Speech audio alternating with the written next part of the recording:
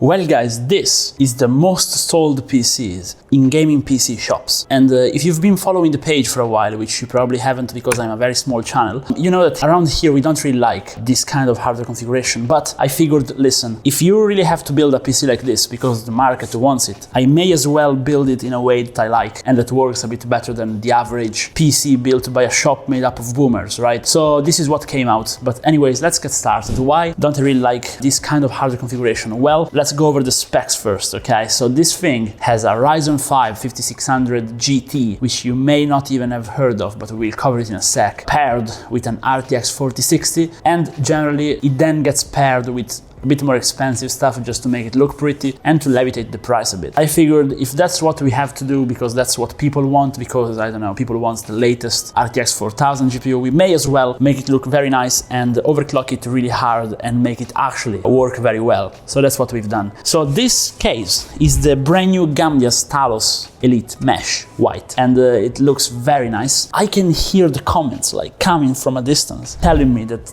these fans on the bottom are useless, and they are. Airflow wise they are, but I just mounted them that way because I think they are Noiseblocker fans and they look absolutely gorgeous from the top while they look pretty average from the back. So I just mounted them in that way because the PC runs pretty cold either way. And it's mostly thanks to the Arctic cooler. So again, for the true people of you who have been following the channel for a while, you know that I am a massive fan of Arctic. I have full Arctic fans in my main PC and I use a lot of their products. And now this is their new Arctic Freezer eSports 34 White ARGB. Pretty long name for a very cheap product. Comes in at like 40 bucks, even cheaper if you buy it on Arctic website. I think now it's on discount for the anniversary still, and it's like 30 bucks, but it's actually very good. So this thing comes in a very nice looking box and it has an integrated contact frame. So if you were mounting this thing on Intel, you would take off the socket and mount the contact frame, as we've done on the past with their Liquid Freezer 3, which is the best water cooler on the market at the moment. But even if you mount it on AMD, it's very cool, very easy to install. It takes like 3 seconds, and it has snap-on fans, which is like mind-blowing. Like when I saw it, I was like, okay, another tricky air cooler, which you usually have to mount with like those metal clips, which are super difficult to get in and out, and you end up scratching the cooler all the time. It was like my nightmare when I started building PCs like 7 years ago. And now, no, this thing just plastic on a screw and it clips on and it's stable. Like I've just decided this is the best air cooler on the market at the moment, and I am calling it that. I think the only rival it has is the Iceberg Thermal Ice Slit, because that thing is really cool, blue and like looking nice. But if you're buying a cooler for performance and for good value for money, get this thing, it's very good. And speaking of Arctic, they also just released an SSD cooler, which is what I've mounted on this motherboard on the Kingston NV2, which I've used here. Now the Kingston NV2 is a pretty controversial drive because Kingston is one of the biggest storage and RAM manufacturer out there, and they make very high performance products like Gen 5 drives level of performance, okay? They also make entry level stuff, and now the NV2 is a Gen 4 drive that goes at 3500 megabytes per second, but it's really cheap. I could buy it in Italy for like 60 bucks for 1 terabyte, and for a name brand it's very cheap, because of course if you buy just like off-brand products you can get cheaper NAND, but this thing has like actual decent components on the board, you know? And the Gen 4 drives are also retro compatible, meaning they will not work if you have like an 11th gen motherboard with the slot that only gets activated by an 11th gen CPU, okay? But if you have, like I have here, a B550 which has Gen 4 compatibility, but then you are putting a CPU which has only Gen 3 lanes, it will still work. So it's a great buy for budget builds and for APU builds. And I think it's very, very good value SSD. So that's why we got that. Noiseblocker fans that we got are my favorite looking fans at the moment. The most unique ones, in my opinion. I've put them in a lot of builds, even in very small ones, and they have always performed very nicely. In case it wasn't obvious, I made this build with some of my favorite components. Also like the Talos Mesh. This is a reiteration of the previous Talos non-Elite, which was a very good case, but much smaller. This thing is massive, and you can actually like build a high-end build in here too if you want. Like you can put a 360 on top. Like for example, we could have put the Ryzen 7 5700X3D from the "you don't need to spend over 1,000 bucks on a PC" video, which is true, by the way.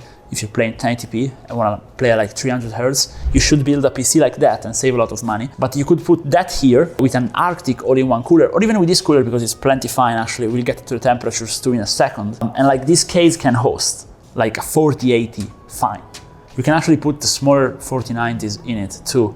If you get like a slim 4090, you can put it in here. If you don't know what slim cards are, I have a video about it. Strange refresh that they do. But anyways, we put a 4060 and a very small one from Gigabyte, but at least we've got matching motherboard and GPU, which doesn't matter, by the way, you don't have to match them. Shops like to do that because they think it makes their PC better, where in reality it doesn't matter. We then got Patriot Viper DDR4 RAM, which is just very good, 3200 MHz RAM. If you go on aim for all the way up to 3600, I think it's a good idea to spend on. Don't spend over 3600 MHz on AM4, just like you wouldn't spend over 6000 MHz on AM5. It's just pointless because AMD CPUs have a problem with the IMC, and also you cannot sync one-to-one the FCLK and UCLK, and so you lose in latency. So in short, just don't go higher with speed, just trust me. Then power supply, we got the Deepcool PL650D, which is my test power supply. I use it to test everything, and it's insanely good from Deepcool. This low-end version, I think they've really hit the mark because it has a 12-volt high-power cable included, and it is non-modular, 80+ bronze, and it's a very good unit. Fully recommended, actually. I think it should be used more in budget builds. Let's actually talk about the CPU, which you guys have been waiting for a lot. So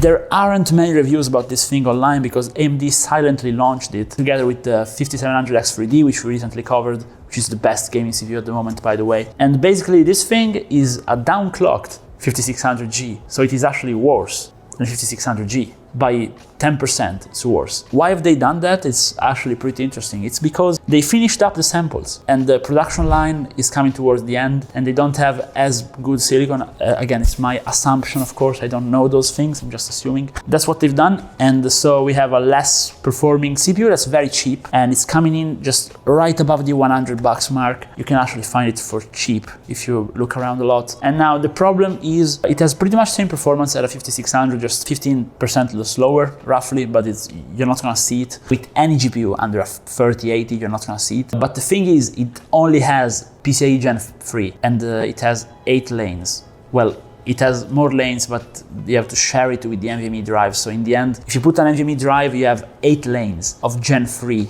PCI Express for your GPU, which is gonna hugely bottleneck if you put a Gen 4 AMD GPU like the 6500 XT. Whatever you do, if you buy this APU, do not buy an AMD GPU from latest gen, which is kind of counterintuitive, right, since it's an AMD product. But really, don't do it. But if you put a 4060, it's actually gonna run pretty well. And with that, we're gonna transition to the benchmarks. Now, little disclaimer, okay? Since we are at ImWateringPSUs, we have the shirt. Basically, all of our PCs here are heavily overclocked. We are running much higher than stock, and I may have accidentally hit the world record in Firestrike while benchmarking this PC. The system is overclocked, so it's running a bit higher than what you would expect if you don't. But the good news for you is I have tutorials on how to replicate my settings on the channel, so you can just go ahead, take a look and copy them. We run a Firestrike, again, world record, a very good score. We can see that the CPU is pushing hard, especially the physics in Firestrike impress me. But most importantly is the temperatures while doing that. So CPU full load, slightly overclocked, was at under 80 degrees peak, which is very good. We replicated that later running Prime 95, and even there it was actually cooler than on Firestrike because power limit kicked in, and it's running super quiet. The cooler, you cannot hear it, like really. This thing under full load at 80 degrees is quieter than most cooler I know at like 60. It's crazy good, and it's thanks to the Arctic P12s, very good fans. But the tiny dual fan RTX 4060 was pretty cool as well. Again, peaking out at a maximum of 80 degrees with the side panel closed. It's running pretty well. Nothing to be proud of, but running pretty well for such a tiny GPU. Again, it's like half of my hand, so I think we can be happy with it, or at least satisfied a little bit. I then ran a quick CPU-Z score just to validate the CPU performance. Everything was in line. It's still crazy to me that it does like over 600 points in single thread. It's like more than an i9 1100K did just a few years ago. We then moved on to the games, and it actually performed better than I thought. I'm joking, I was expecting it with such good overclocking, no, but we did like 240 FPS on Apex, which is actually solid. Like, you can play with this PC on a 1080p 240Hz monitor if you want to play lighter titles. And the cool thing is, I was testing with this mini monitor, which is also 1440p. You can still keep like over 144 Hz at 1440p on Apex, which is pretty impressive. And we then tried the Warzone, and again, at 1080p, you can do 144 Hz stable on Warzone, which is actually pretty good. The 4060, it's not my favorite card, but it's not trash. Okay, like there are better buys, like you could buy an used RTX 3070, used RTX 3060 Ti. If you like AMD, used RX 6700 XT, which I've just re-reviewed. But hey, if you want to buy brand new, it's not too bad. Don't buy it. PC performs well, so I guess the reason why shops are selling so many of these is they're solid PCs, they draw very little power. The whole PC draws under 300 watts under full load. They're cool, they're quiet, they look nice. I understand why they do that. Of course, if you're a tech enthusiast, I think you should at least build it with nice components, with a nice case like this Gambia's Talos, with good coolers like the Arctic, and with a bit of cool touches like the Arctic NVMe cooler, which we've